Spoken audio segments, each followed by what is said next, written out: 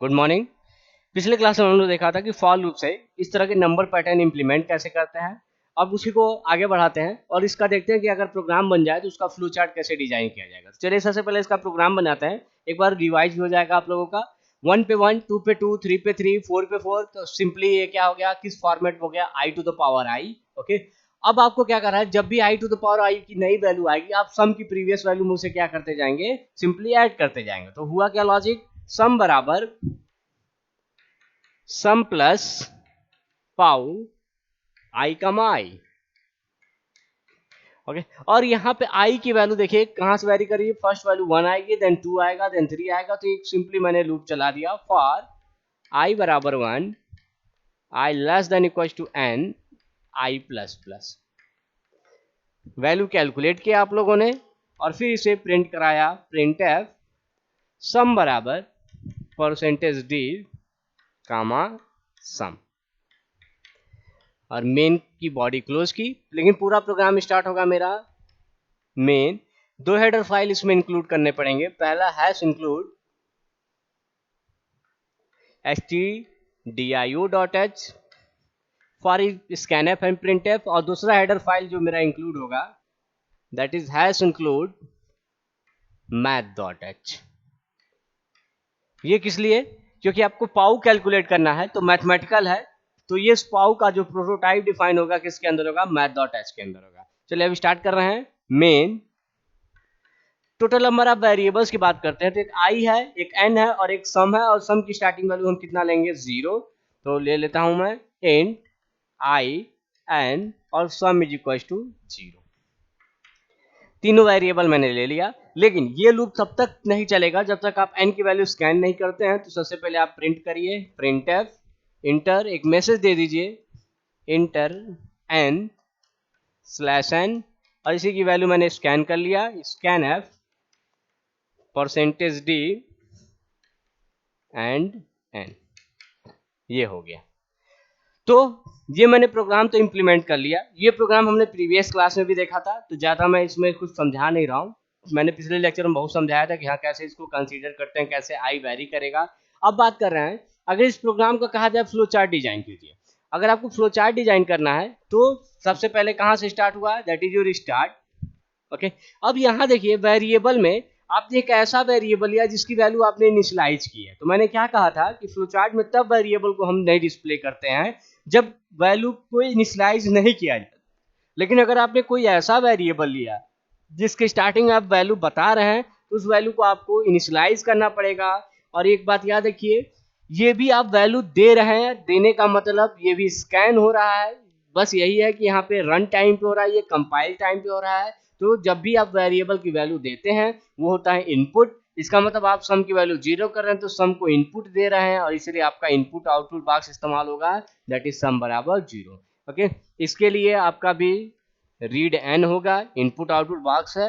Okay, ये है हमारा, ठीक है, आई बराबर 1। तो यहाँ पे भी हम क्या कर रहे हैं कि आई की वैल्यू मैं इनिशियलाइज कर रहा हूँ, इसका मतलब ये भी आपका इनपुट आउटपुट बॉक्स में होगा आई बराबर 1।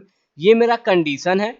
इस कंडीशन से दो रास्ते जाएंगे, एक सही की ओर एक गलत की ओर। ओके, अगर मैंने कहा ये कंडीशन गलत होता तो ये सीधा बाहर निकलेगा। ओके, और बाहर निकलने के बाद इसे प्रिंट करेगा। ओके, तो ये फॉल्स हुआ तब तो मुझे समझ में आ गया कि ये सम के पास चला जाएगा। लेकिन अगर ये ट्रू होता है तो बॉडी के इनसाइड जाएगा।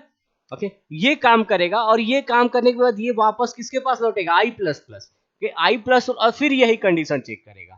तो इसी हिसाब से जैसे चल रहा है वैसे ही हम फ्लोचार्ट इसका डिजाइन करते हैं। चलिए फ्लोचार्ट की बात कर रहे हैं।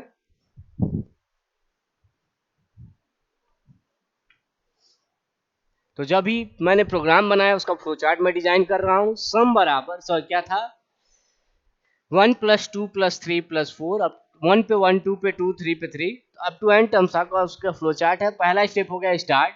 सबसे पहले मैंने क्या कहा कि सम बराबर मैं 0 ले रहा हूं, सम बराबर 0। देन रीड एन किया, एन की वैल्यू रीड किया मैंने। उसके बाद जब आगे बढ़े होंगे तो लूप में गए होंगे। लूप में पहला लाइन मिला होगा आई बराबर 1, दैट इज इनिशियलाइजेशन। इनिशियलाइजेशन का मतलब इनपुट आप ले रहे हैं, आई की वैल्यू 1 है। देन उसके बाद वो किसके पास गया होगा, कंडीशन के पास। कंडीशन क्या है मेरा, i less than equal to n. या तो ये सही होगा और या तो गलत होगा। ओके, पहले सही की बात करते हैं। अगर ये कंडीशन लूप में सही होता तो वो कहाँ गया होता, बॉडी के इनसाइड, और क्या कैलकुलेट किया होता, सम बराबर सम प्लस पाउ आई आई। तो क्या लिख दिया, सम बराबर sum plus i to the power i, यही वैल्यू कैलकुलेट होता। लेकिन ये कैलकुलेट करने के बाद बाहर नहीं निकलता, किसके पास जाता, आई प्लस प्लस, और आई प्लस प्लस भी क्या है आपका कैलकुलेशन है, आई बराबर आई प्लस वन। इसका मतलब वहां पे भी आपका कैलकुलेशन बॉक्स होगा, और इसमें क्या लिखूंगा मैं, i plus plus. Okay, plus plus करने के बाद ये वापस कंडीशन के पास लौटेगा और इस कंडीशन को चेक करेगा। ये चीज बार बार चलती रहेगी जब तक ये कंडीशन गलत ना हो। कंडीशन गलत होगा, बाहर निकलेगा और क्या प्रिंट करेगा, print sum and then stop. तो ये है आपका फ्लो चार्ट। आप सिंपली फ्लो चार्ट अगर बात कर रहे हैं तो फ्लो चार्ट डिजाइन कैसे होगा कि आपने कहा कि स्टार्ट करेंगे, सम नाम का एक वेरिएबल लेंगे जिसकी स्टार्टिंग वैल्यू 0 होगी, फिर n की वैल्यू रीड कर लेंगे। अब लूप चलाएंगे जिसमें i की वैल्यू 1 से स्टार्ट करेंगे। अगर कंडीशन सही होता है तो सम कैलकुलेट करेंगे, i की वैल्यू इंक्रीज करेंगे, इंक्रीज करने के बाद वापस कंडीशन को चेक करेंगे, फिर सही होगा तो ये बार बार चलता रहेगा। जैसे अगर आप n की वैल्यू 5 देते हैं तो 1 से लेके 5 तक चलेगा, मतलब ये 5 बार सही होगा। जब n की वैल्यू, ठीक है, अगर 5 दिया है तो i बराबर 6 पे ये कंडीशन गलत होगी और बाहर निकल के सम को प्रिंट करेगा, देन स्टॉप हो जाएगा। तो ये आपका सिंपल एक प्रोग्राम जिसमें आपने कहा कि सम बराबर sum plus i to the power i। अगर ये एक्सप्रेशन है जिसके ऊपर एक लूप चला हुआ है तो उसे फ्लो चार्ट में अगर कन्वर्ट करें तो कैसे होगा, ये तरीका है फ्लो चार्ट आपको डिजाइन करने का। चलिए इसी प्रोग्राम को आगे बढ़ाते हैं। अगर मैंने कहा कि आपको सपोज फैक्टोरियल का प्रोग्राम बनाना है,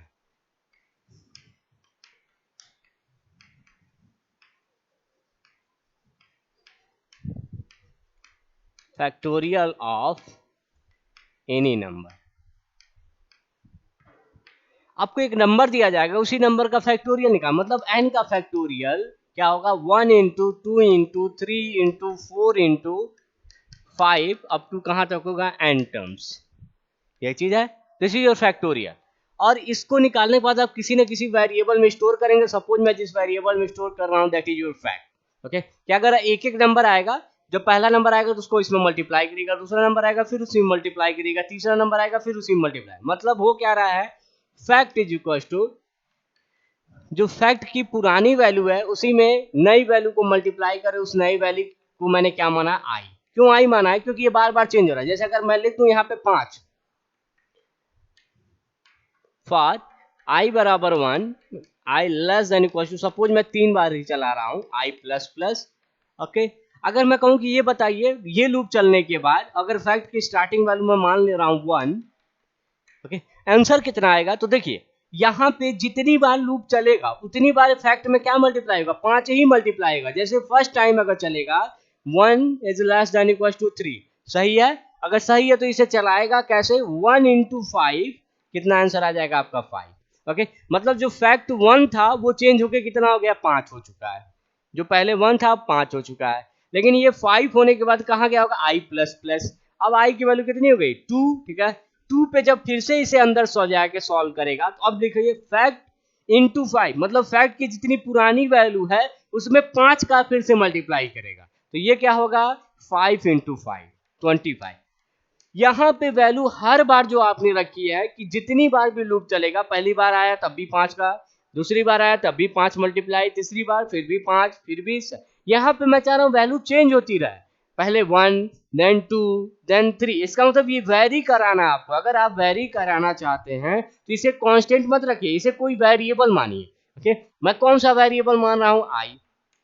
अब यही आई जो है आपका यहाँ पे वेरी कर रहा है, पहली बार 1 होगा, 2 होगा, 3, तो इसीलिए आई को मैंने कहा कि आप आई की वैल्यू कहाँ से कहाँ तक कर दीजिएगा, 1 से लेके 3। तो अब कोई पूछा कि पहली वैल्यू क्या आएगी, तो 1।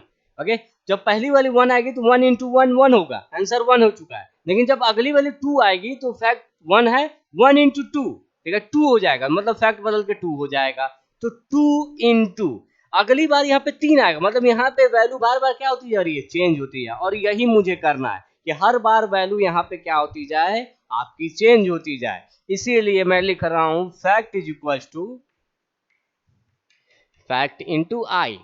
अब ये जरूरी नहीं है कि आप इसे आई माने, आप चाहे तो इसे कोई भी वेरिएबल मान सकते हैं। मैंने कहा मैं पी ले रहा हूं।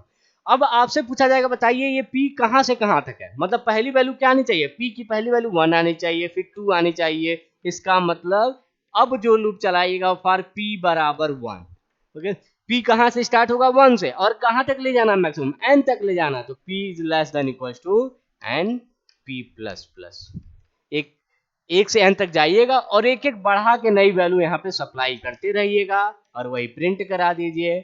प्रिंट फैक्टोरियल बराबर परसेंटेज d कामा फैक्ट, ये है।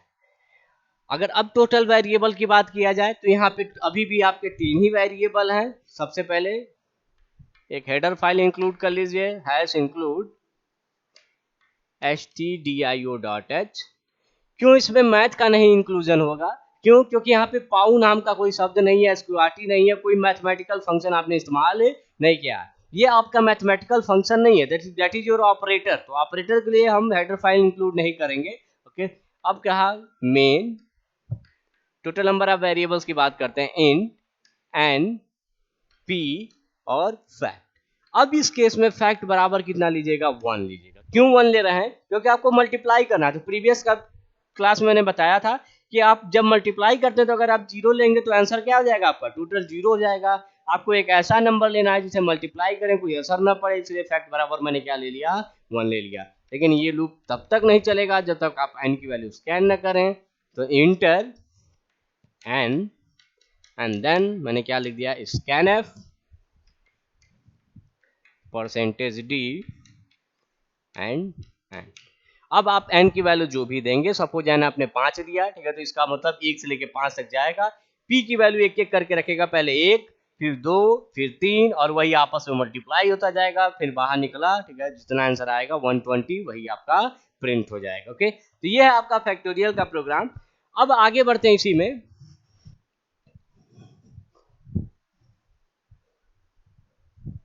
सपोज प्रोग्राम आपका कुछ इस तरह से है, सम बराबर 1 पे 2 प्लस 2 पे 2 प्लस, या 2 की जगह मैं 4 कर दे रहा हूं, 1 पे 4 2 पे 4 प्लस 3 पे 4 प्लस 4 पे 4 plus dot dot dot n terms. ये मान लीजिए प्रोग्राम है आपका, ओके। क्या कह रहा है कि आपको यहां पे कुछ सम की वैल्यू निकालनी है, और उस सम के लिए जो एक्सप्रेशन है क्या कि 1 पे 4 है प्लस 2 पे 4 है प्लस 3 पे 4 5 पे 4, मतलब पावर जो है 1 टू द पावर 4, 2 पे 2 to the power 4, 3 to the power 4, 4 to the power up to n terms है, ओके। अब बात कर रहे हैं, सबसे पहले सोचिए i किस फॉर्मेट में होगा, या जो भी आप वेरिएबल के लिए सोचना चाह रहे हैं उस वेरिएबल के लिए सोच सकते हैं। 1 4 2 4 3 4 4 4, अगर 10 होता तो अभी क्या होता? 4 होता। तो सिंपली i होगा तो ऊपर क्या होगा आपका? 4 होगा। तो इसका मतलब जो एक्सप्रेशन बना मेरा, सम बराबर सम प्लस पाउ i कामा 4, ये हो गया। अब i कहां से कि i की पहली वैल्यू देखिए क्या रखेंगे हम? 1 देन 2 देन 3। तो इसका मतलब लूप अभी भी मेरा वही है, पर i बराबर 1, i less than equal to n, i plus plus, इसे प्रिंट करा लीजिए, printf percentage d comma sum, इसे बंद किया। टोटल नंबर ऑफ वेरिएबल्स की बात करते हैं। अब पाउ आया तो 2 हेडर फाइल जरूर लगेगा, एक स्टूडियो और एक आपका math.h। इंट दोनों हेडर फाइल आप इंक्लूड कर लीजिएगा, इंट n i और सम बराबर 0। सबसे पहले लिखा मैंने प्रिंटफ इंटर n और स्कैनफ परसेंटेज d एंड ये चीज। तो आप n की वैल्यू देंगे, यहाँ पे देखिए आप वैल्यू रख के भी दे सकते हैं, एक्सप्रेशन आपका मिल रहा है कि नहीं? 1 1 पे 4 2 2 पे 4 3 3 पे 4, ओके। तो ये है आपका कि अगर आप चाहते हैं कि 1 to the power 4 to the power 4 3 पे 4 4 पे 4 इस तरह का कोई एक्सप्रेशन हो और उसकी वैल्यू आप कैलकुलेट करना चाहते हैं, तो ये है आपका प्रोग्राम, ओके। चलिए अब इसी में थोड़ा सा हम चेंज कर रहे हैं कि अगर आपसे कोई कह दे कि अगर एक्सप्रेशन कुछ इस तरह से हो जाए, सम बराबर √1 plus √2 plus √3 plus √4 dot dot dot n terms, okay. अगर ये कहा जाए कि आपके पास कुछ इस तरह का एक्सप्रेशन हो कि आपको सम की वैल्यू तो कैलकुलेट करनी है, लेकिन वो वैल्यू क्या होगी, √1 plus √2 plus √3 up to n terms. अगर आपको ये कैलकुलेट करना है तो अभी भी वही चीज है। देखिए थोड़ा सा ध्यान दीजिए, ये है √1, ओके, √1, देन अगला है √2, √3, √4। अगर 5 होता तो क्या लिखा होता, √5। अगर 7 होता तो क्या लिखा होता, √7। अगर आई होता तो क्या लिखा रहता, √i। सिंपल यही लिखा होता। तो बस यहीं पे थोड़ा सा चेंज हो जाएगा कि आपसे क्या कहा जा रहा है कि अब आपको जो वैल्यू निकालनी है वो पाउ नहीं है, या तो आप पाउ भी लिख सकते हैं, पाउ 1⁻², या पॉइंट पाउ i कामा 0.5, या आप अंडर रूट को क्या लिख सकते हैं, SQRT ब्रैकेट के अंदर आई। ये चीज सिंपली आपने लिख दिया SQRT ब्रैकेट में आई। अब थोड़ा सा यहां ध्यान दीजिएगा कि आप जो आंसर कैलकुलेट करेंगे, अंडर रूट है तो 100% अगर अंडर रूट है आपका, तो हो सकता है ये आंसर आपका किस में आए, पॉइंट में आए। इस केस में जब आपको लगता है कि अगर आपका आंसर दशमलव में आ रहा है, तो आप सम को क्या ले लीजिए, फ्लोटिंग वेरिएबल ले लीजिए, फ्लोट सम बराबर 0, ओके। और बाकी आप क्या ले सकते हैं, आप इंटीजर ले सकते हैं। तो यहाँ पे अगर आपको लगता है कि आंसर दशमलव में आना है, तो आप उस वेरिएबल को फ्लोट ले लीजिए। बाकी अगर आपको लगता है कि यहाँ इंटीजर वेरिएबल से काम चल सकता है, तो वहां पे आप इंटीजर लीजिए मेन ये। लेकिन जब आप फ्लोटिंग वेरिएबल लेंगे तो ये भी ध्यान रखिएगा कि जब प्रिंट करा रहे होंगे तो वहां % की जगह आप क्या इस्तेमाल कीजिएगा, floating format specified, that is your percentage है। तो इस तरह का अगर कोई प्रोग्राम आता है तो सिंपली ध्यान रखिए कि हाँ कुछ और नहीं है, सिर्फ यहाँ पे बदल गया है कि जो पाउ था अब आपका क्या हो गया है, SQRT हो गया, ओके। चलिए इसी में थोड़ा सा और देख लेते हैं प्रैक्टिस के लिए एक और क्वेश्चन। क्या लिखा गया है, सम बराबर √1 multiplied by √2 plus √2 multiplied by √3 plus √3 multiplied by √4 and plus so on and terms. अगर सपोज आपके पास ये प्रोग्राम क्या कर रहा है कि आपको 1 देन मल्टीप्लाई बाय जस्ट उसके बगल में 2 है, अंडर रूट में 2 है तो उसके बगल में आपका √3 से मल्टीप्लाई है, 3 है तो √4 है। तो अब ऐसे ध्यान दीजिए, अगर √10 होता तो उसके बगल में क्या मल्टीप्लाई होता, √11। देखिए आप जितना है उससे एक ज्यादा बगल में उसके मल्टीप्लाई हो रहा है। अगर √20 होता तो बगल में क्या होता, √21। सेम वही लॉजिक लगाइए, अगर √i है तो उसके बगल में क्या होता, √i+1, ओके। यही कर रहा है कि आपको अब अगर आई लेना है तो उससे एक ज्यादा नंबर को मल्टीप्लाई करना है और देन आपस में ऐड करना है। तो वही चीज है, यहाँ पे थोड़ा सा बदल दीजिएगा, क्या कि सिर्फ ये नहीं है, अगर SQRT है तो उसके बगल में क्या होगा, SQRT i+1।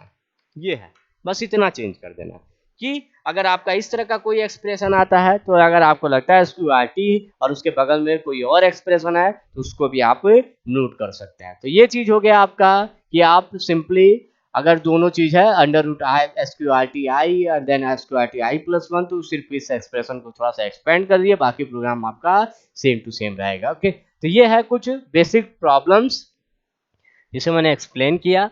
अगर मैं अगले क्वेश्चन की बात करूं तो जिसमें आपको दोनों चीज मिल जाए, सम भी मिल जाए और फैक्ट भी मिल जाए, मतलब जैसे सम बराबर क्या लिखा है, 1 पे 1 डिवाइडेड बाई 1 फैक्टोरियल प्लस 2 पे 2 डिवाइडेड बाई 2 फैक्टोरियल प्लस 3 पे 3 divided by 3 factorial plus dot dot dot and. अगर इस तरह का कोई क्वेश्चन आता है तो इसका मतलब समझिए क्या कर रहा है, आपको 1 पे 1 2 पे 2 3 पे 3 तो करना ही है, प्लस आपको अब क्या करना है कि निकालने के बाद तुरंत उसे फैक्टोरियल से डिवाइड करना है, देन आपस में ऐड करना है। तो इसका मतलब क्या कर रहा है कि अगर आपको ये निकालना है, जैसे मैंने कहा पाउ i कामा i, यही चीज है, ओके। इस i to the power i को किससे मल्टीप्लाई करना है, i के फैक्टोरियल से भी मल्टीप्लाई करना है। तो इसका मतलब इसे डिवाइड कर दिया जाए फैक्टोरियल फैक्ट से, ओके। लेकिन ये फैक्ट अभी मैंने बताया कैसे निकलता है, fact is equal to fact into i. मतलब कहना क्या चाह रहा है ये क्वेश्चन कि आप सबसे पहले फैक्टोरियल निकालिएगा और उसी फैक्टोरियल से, ठीक है, इस i to the power i में पहले डिवाइड करिए और फिर आपस में ऐड करिएगा। ये क्वेश्चन है, क्या कह रहा है कि सबसे पहले निकालना फैक्टोरियल, ठीक है। फैक्टोरियल निकालने के लिए फॉर्मूला क्या बताया था, fact is equal to fact into i. ये वैल्यू कैलकुलेट हो गया। अब इसी जो वैल्यू आपने फैक्ट कैलकुलेट किया उस हिसाब से इसमें क्या कर दीजिए, ठीक है, 1 पे फैक्ट से डिवाइड, फिर 2 पे 2, ठीक है, फैक्ट से डिवाइड, 3 पे 3, ठीक है, फैक्ट से डिवाइड। ओके, ये करा मतलब दोनों का कंबाइन है, पहले फैक्टोरियल निकालिए और फिर आई से डिवाइड करिए। फिर इस क्वेश्चन को सॉल्व करके देखते हैं कि अगर हम लूप चलाएं तो ये चलेगा कैसे। फॉर i बराबर 1, i less than equal to n, i plus plus, मैंने लिखा fact is equal to fact into i, और सम बराबर sum plus pow i comma i divided by fact. अगर ये लिख दिया जाए और मैं कहा कि थोड़ा सा एक वैल्यू ले लेते हैं n की और देखते हैं ये काम कैसे कर रहा है, उसे एक्सप्लेन करते हैं कि ये चल कैसे रहा है, कैसे फैक्ट की वैल्यू यहाँ पे पुट करके आंसर कैलकुलेट कर रहा है। चलिए स्टार्ट करते हैं। सबसे पहले मैं मान लेता हूँ n बराबर कितना है, 3 है। n बराबर कितना है, 3 है, और दो वेरिएबल लिया होगा मैं, एक फैक्ट और एक सम।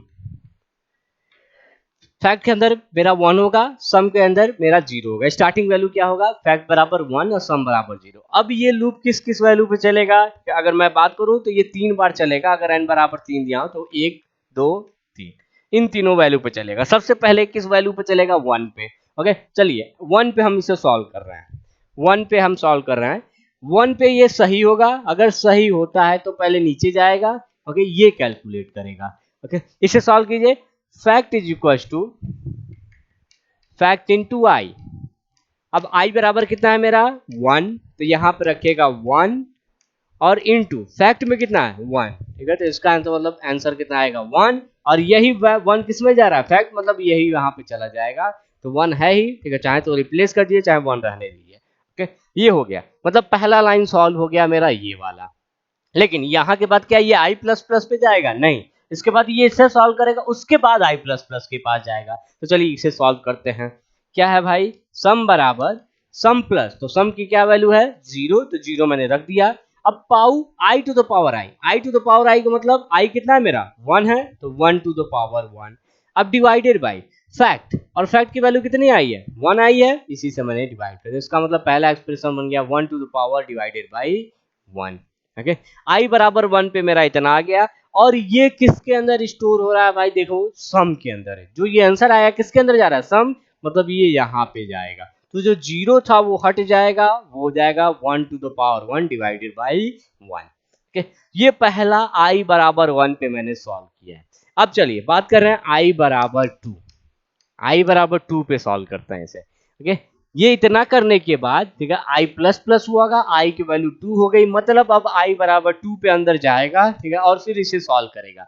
सॉल्व करते हैं। सबसे पहला लाइन होगा fact is equal to fact into i. Okay, इसे सॉल्व करो।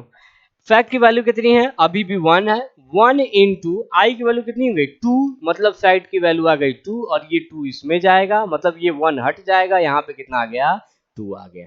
ओके, याद रखिए फैक्ट को अपडेट कर रहा है क्योंकि इसमें असाइन कर रहा है, तो इसका मतलब पुरानी वैल्यू हटेगी, नई वैल्यू जाके इसमें स्टोर होगी, 2 इसमें जाके स्टोर हो गया। अब ये वाला सॉल्व होगा, सम बराबर सम प्लस। ओके, और सम की वैल्यू कितनी है, 1 पे 1 डिवाइडेड बाई 1 प्लस। ओके, अब इसे सॉल्व करते हैं। आई कितना है मेरा, 2 है, ठीक है, तो 2 पे 2, ओके, 2 पे 2 डिवाइडेड बाई फैक्ट, और फैक्ट कितना है, 2 हो चुका है, तो डिवाइडेड बाई 2। ओके, मतलब 1 पे 1 प्लस 2 पे 2 डिवाइडेड बाई 2, और यही आंसर किसके अंदर चला जाएगा, सम के अंदर चला जाएगा, मतलब सम भी मेरा चेंज हो जाएगा। अब ये क्या हो गया, 1 पे 1 डिवाइडेड बाई 1 प्लस 2 पे 2 डिवाइडेड बाई 2। ओके, लेकिन ये आई बराबर 1 हुआ, आई बराबर, अब ऊपर जाएगा आई प्लस प्लस, अब आई की वैल्यू कितनी हो जाएगी, 3। ओके, अब 3 पे सॉल्व करते हैं। आई बराबर 3। ओके, सबसे पहले क्या सॉल्व करेगा, fact is equal to fact into i, fact बराबर फैक्ट इंटू आई। ओके, अब आई की वैल्यू कितनी है, 3 है, ठीक है, तो यहाँ पे रखेगा 3, और फैक्ट कितना है मेरा, 2 है, तो कितना हो गया, 6। ओके, और यही 6 इसके अंदर जाएगा, तो इसका मतलब ये भी चेंज हो जाएगा, कितना हो गया, 6 हो चुका है। ओके, तो फैक्ट की वैल्यू कैलकुलेट हो गई 6, जिसको मैंने स्टोर कर दिया 6 के अंदर। ओके, अब ठीक है, दूसरा लाइन सॉल्व करेगा सम बराबर ओके, सम प्लस सम में क्या है भाई, इतना है 1 पे 1 डिवाइडेड बाय 1 प्लस 2 पे 2 divided by 2 okay, then plus pow i to the power i okay, तो पाउ आई का आई, तो आई की वैल्यू क्या रखेगा 3, 3 पे 3 डिवाइडेड बाय फैक्ट, और फैक्ट कितना है मेरा 6 है ओके, मतलब ये नया आंसर आएगा और ये किसके अंदर चला जाएगा सम के अंदर, तो इसका मतलब इसमें एक चीज और ऐड हो जाएगा 3 प्लस 6 ओके। अब ऐसे ही समझो अगर 4 होता ठीक है, तो पहले 4 का निकलता कैसे, ठीक है, फैक्ट इंटू 4, और फैक्ट कितना है 6 इंटू 4 24, और इसी 24 से यहाँ पे डिवाइड करता, मतलब 1 पे 1 2 पे 2 3 पे 3 ठीक है, उतना तो होता ही 4 पे 4 डिवाइडेड बाई 24 हो जाता। और इसे थोड़ा सा एक्सपेंड करते हैं, 1 का फैक्टोरियल होता है कितना है 1, 2 का फैक्टोरियल 2, 3 का फैक्टोरियल कितना होता है 6, और अगर 4 भी होता तो 4 का फैक्टोरियल कितना होता है 24, तो इसका मतलब मेरा सही चल रहा है, यहाँ पे आप फैक्टोरियल की वैल्यू से ही डिवाइड कर रहे हैं, जो फैक्टोरियल 4 का फैक्टोरियल है 24 उसे 24 से ही डिवाइड कर रहा है, इसका मतलब एकदम सही से चल रहा है, आउटपुट मेरा सही आएगा। तो मैंने समझा दिया कि हाँ ये चलता कैसे, पहले फैक्ट निकालता है, पहले देखिए 1 का फैक्टोरियल 1 पे 1 डिवाइडेड बाई 1 का फैक्टोरियल, फिर ऊपर जाता है 2 का फैक्टोरियल ठीक है, 2 पे 2 डिवाइडेड बाई 2 का फैक्टोरियल, फिर ऊपर जाता है 3 का फैक्टोरियल ठीक है, 3 पे 3 डिवाइडेड बाई 3 फैक्टर, फिर ऊपर जाता है 4 का फैक्टोरियल निकालता है और 4 पे 4 डिवाइडेड बाई 4 फैक्टर। तो ये चीज है, ऐसे ही चल रहा है। अगर आप पूरा प्रोग्राम बनाने की बात करें तो इसमें आपके थोड़े वेरिएबल एक एक्स्ट्रा हो जाएंगे, क्योंकि इसमें सम भी है और फैक्ट भी है। तो चलिए इस प्रोग्राम को हम इम्प्लीमेंट कर रहे हैं। क्वेश्चन क्या है मेरा, सम बराबर 1 पे 1 डिवाइडेड बाई 1 फैक्टोरियल प्लस 2 पे 2 डिवाइडेड बाई 2 फैक्टोरियल प्लस 3 पे 3 डिवाइडेड बाई 3 फैक्टोरियल प्लस 4 पे 4 divided by 4 factorial up to n terms, ये है मान लीजिए ओके। अगर मैंने कहा कि इसे इंप्लीमेंट करिए प्रोग्रामिंग में, तो चलिए स्टार्ट कर रहे हैं मेन। पहले मैं लॉजिक डेवलप कर ले रहा हूँ कि हाँ कितने वेरिएबल की जरूरत पड़ेगी, वहीं से पता चल जाएगा। 1 to n i plus plus okay, मैंने लिखा फैक्ट इज इक्वल टू, सबसे पहले फैक्ट निकालिए, fact is equal to fact into i and then sum बराबर sum plus pow i to the power i and divided by fact, और इसी को print कराया, print percentage d comma sum, बन किया। अगर टोटल नंबर ऑफ वेरिएबल्स की बात करें तो देखिए इंट आई ले रहा हूँ, एन ले रहा हूँ और फैक्ट बराबर 1 ले रहा हूँ ओके। सम को मैं फ्लोट ले रहा हूँ, क्योंकि आप डिवाइड कर रहे हैं तो हो सकता है दशमलव में आंसर आ जाए, तो फ्लोट ले लिया। तो जब फ्लोट लिए हैं तो यहाँ परसेंट डी ना होकर क्या हो जाएगा परसेंट एफ हो जाएगा। चलिए अब बात कर रहे हैं कि इसमें किसकी वैल्यू स्कैन करनी पड़ेगी, तो अभी भी एन ए की वैल्यू स्कैन करनी है, इंटर एन और लिखा है scan f percentage d and n okay. तो ये है हमारा ठीक है दूसरा प्रोग्राम, जिसमें मैंने क्या कहा कि हाँ अगर आपको कुछ भी इस तरह का पैटर्न दिखता है जिसमें फैक्टोरियल भी हो सम भी हो और आपको दोनों कैलकुलेट करना हो, तो उसको कैसे कैलकुलेट करेंगे। सिंपली मैंने क्या कहा कि आप दो वेरिएबल ले लीजिए, एक फैक्ट ले लीजिए एक सम ले लीजिए, बाकी प्रोग्राम का लॉजिक वही है ओके। पहले फैक्टोरियल निकालिए और उस फैक्टोरियल से आप क्या करिए ठीक है आई टू द पावर आई में डिवाइड कर दीजिए। तो इस तरह का क्वेश्चन भी आ सकता है। अब क्वेश्चन में बदल कहाँ कहाँ सकता है, जैसे एक ये हो सकता है, क्या कहा कि 1 पे divided by 1 factorial, 2 divided by 2 factorial, 3 divided by 3 factorial okay. तो अगर आप चाहें तो इसको इस तरह से भी देख सकते हैं, 1 पे 1 डिवाइडेड बाय 1 फैक्टोरियल, 2 पे 1 डिवाइडेड बाय 2 फैक्टोरियल, 3 पे 1 डिवाइडेड बाय 3 फैक्टोरियल, 4 पे 1 डिवाइडेड बाय 4 फैक्टोरियल। तो आप चाहते हैं कि पूरे प्रोग्राम में ज्यादा चेंज ना करना पड़े, तो आप यहाँ पे क्या लिख दीजिए आई की जगह 1 लिख दीजिए।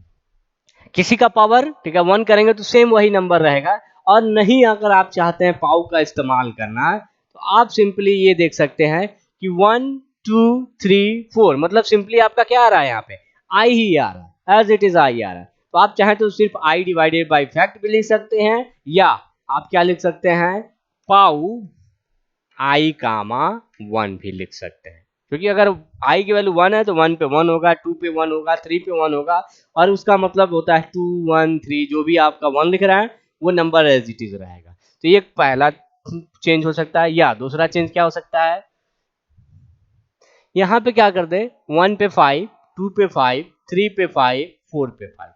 अगर इस तरह का क्वेश्चन है तो क्या हो रहा है, पूरा लॉजिक वही है, सेम टू सेम वही लॉजिक है, बस यहीं पे चेंज हो रहा है। यहाँ क्या कर रहा है कि अब i to the power i नहीं है, i टू द पावर 1 नहीं है, हर बार i टू द पावर क्या है 5 है। तो i टू द पावर क्या कर दीजिए आप 5 कर दीजिए। तो बाकी लॉजिक आपका सेम टू सेम रहेगा, क्वेश्चन में थोड़ा थोड़ा चेंज होता रहेगा, उसके हिसाब से आप इसमें चेंज करते रहेंगे। तो ये एक दूसरे तरह का क्वेश्चन है जिसमें आपका फैक्टोरियल और नंबर सम दोनों आ सकता है। तो आपको पहले फैक्ट निकालना है, फैक्ट निकालने के बाद फिर आपको ठीक है पाऊ जितना भी जैसा भी एक्सप्रेशन आपका बन रहा है डिवाइडेड बाई आपको क्या कर देना है फैक्ट कर देना है। ओके चलिए आगे बढ़ते हैं।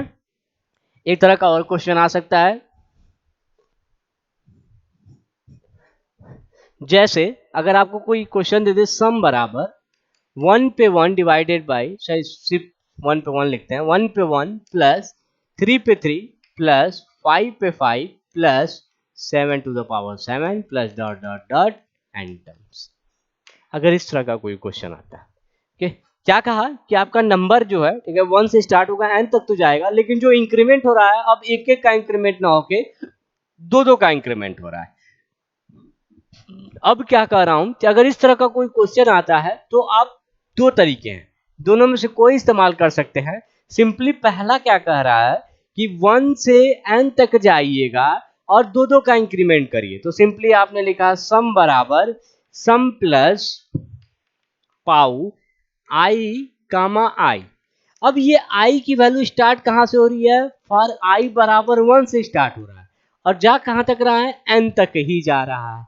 लेकिन अब जो इंक्रीमेंट हो रहा है वो एक एक का ना होके i प्लस 2 का कर दीजिए। ठीक है? आपने ये कहा कि i जो है ठीक है वो 1, देन अगली वाली 2 नहीं है, 2 बढ़ के है, ठीक है, तो वही i बराबर i प्लस 2 लिख दीजिए। तो अगली वाली 3 आएगी, फिर 5 आएगा, फिर 7 आएगा। पहला तरीका ठीक है कि आप जहां एक एक का इंक्रीमेंट कर रहे थे वहां पे आपने क्या कर दिया कि दो दो का इंक्रीमेंट कीजिए।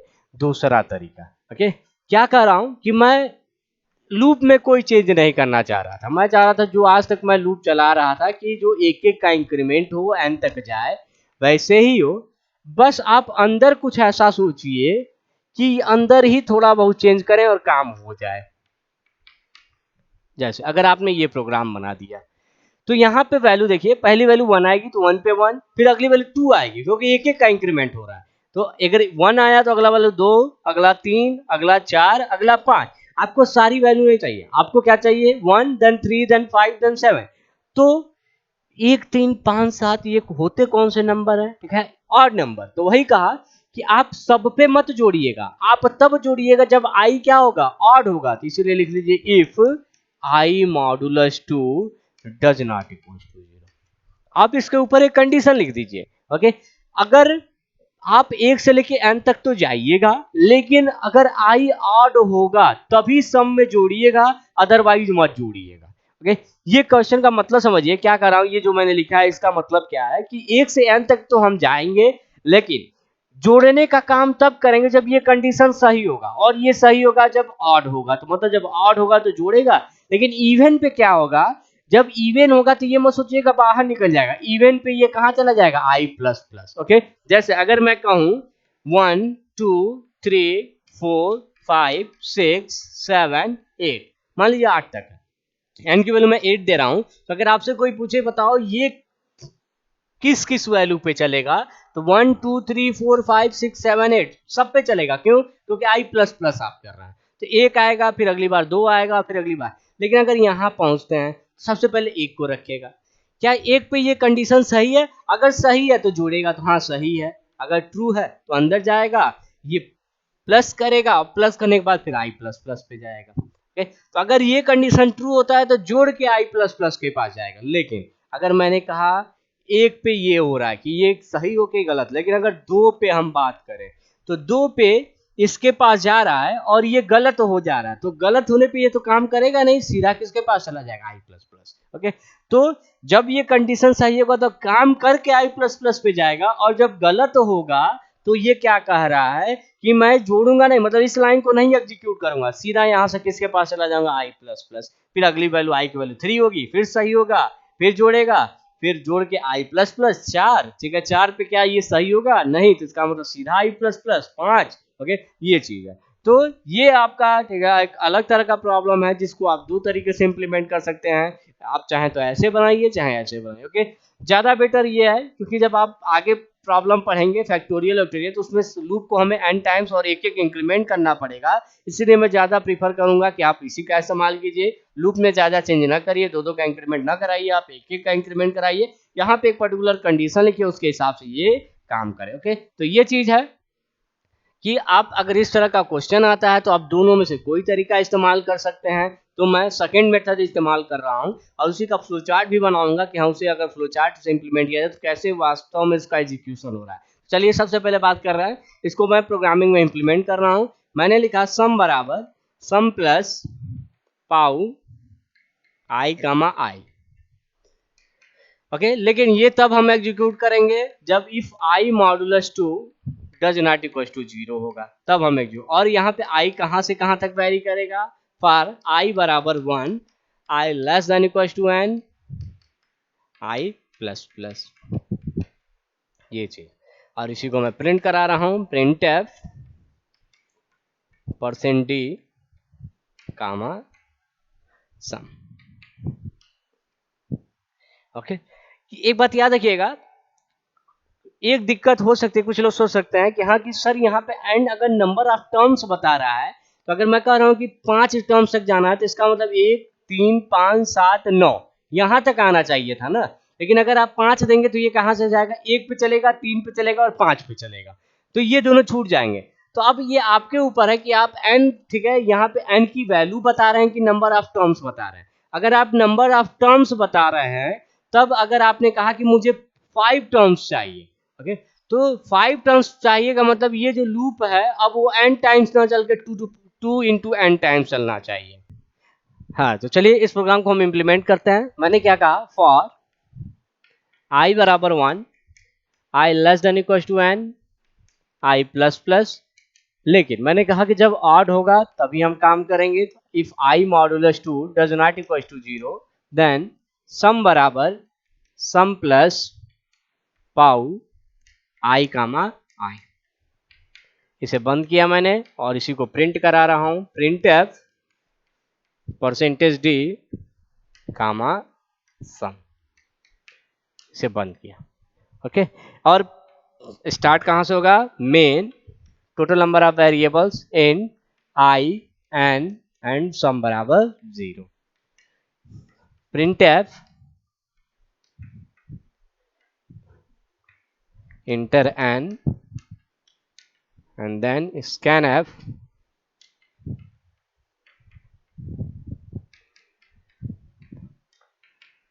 ये।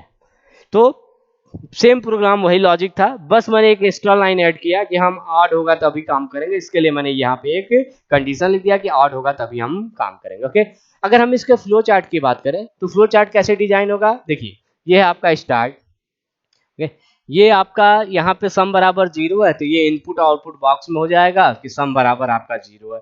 ये भी आपका इनपुट आउटपुट बॉक्स कि आपने रीड किया एन की वैल्यू। ओके, अब ये है आपका इनिशियलाइजेशन, तो इनपुट आउटपुट बॉक्स में आप लिखेंगे आई, और ये कंडीशन है। अब जब ये कंडीशन सही होगा तो आप अंदर जाएंगे और अंदर जाने के बाद फिर से आपको एक कंडीशन मिलेगा। ओके, मतलब यहाँ से भी दो रास्ते हैं और यहाँ से भी दो रास्ते रहेंगे। ओके, समझिए, हर कंडीशन से दो रास्ते हैं, सही होने पे क्या होगा, गलत होने पे क्या होगा। मैंने कहा अगर ये वाला गलत होता था तो बाहर निकल जाएगा। ओके, अगर ऊपर वाला कंडीशन गलत होता है तब तो ये बाहर निकल जाएगा, सम प्रिंट करेगा, स्टॉप हो जाएगा। लेकिन अब इस कंडीशन की बात करें, अगर ये सही होता है तो अंदर गया कंडीशन, अगर ये कंडीशन सही होता है, अगर ट्रू होता है तो ये सम पहले कैलकुलेट करेगा देन आई प्लस प्लस के पास जाएगा। लेकिन अगर ये वाला गलत हो जाता तो ये मत सोचिएगा बाहर निकल जाएगा, ये किसके पास सीधा लौट जाएगा, आई प्लस प्लस। और इसी बेसिस पे आपको फ्लो चार्ट इसका डिजाइन करना है। तो चलिए मैं स्टार्ट कर रहा हूं इसका फ्लो चार्ट डिजाइन करना।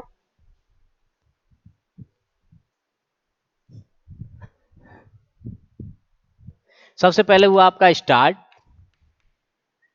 देन सम बराबर 0, फिर है आपका रीड एंड देन I बराबर 1, फिर आपको एक कंडीशन मिलेगा I less than equal to n। या तो ये सही होगा और या तो गलत होगा। अगर ऊपर वाला कंडीशन गलत होता तो सीधा बाहर निकलता और क्या प्रिंट कर देता, प्रिंट सम, और सीधा क्या हो जाता, स्टॉप। लेकिन अगर कंडीशन सही होता तो अंदर जाता तो फिर से क्या मिलता है, कंडीशन, और क्या लेता condition, I modulus 2 does not equal to 0। अब या तो ये भी सही होता और या तो गलत होता। ओके, अगर सही होता तो क्या निकालता, पहले सम निकालता, सम बराबर sum plus I to the power I, और सम निकालने के बाद वापस जाता I प्लस प्लस, तो किसके पास जाता, I प्लस प्लस। ओके, और फिर कंडीशन को चेक करता, फिर इस ऊपर वाले कंडीशन को चेक करता। मतलब सही होता तो पहले सम निकालता, I प्लस प्लस करता, फिर I less than equal to n check करता, फिर अंदर आता। अगर ये सही होता तो फिर से ठीक है सम निकालता I प्लस। लेकिन अगर ये वाला कंडीशन गलत होता तो क्या बाहर निकल जाता, नहीं, सीधा किसके पास चला जाता, I प्लस प्लस। तो वही चीज है, अगर ये गलत होता है तो I प्लस प्लस और सीधा कंडीशन चेक, अगर सही होता तो काम करता फिर I प्लस प्लस फिर कंडीशन चेक करता। तो ये आपका फ्लो चार्ट जो मैंने बताया। तो ये है आपके ठीक है कुछ बेसिक प्रोग्राम्स, आगे भी कुछ प्रोग्राम्स का प्रैक्टिस करेंगे, लेकिन आज के लिए इतना रहने देते हैं। चलिए, थैंक यू।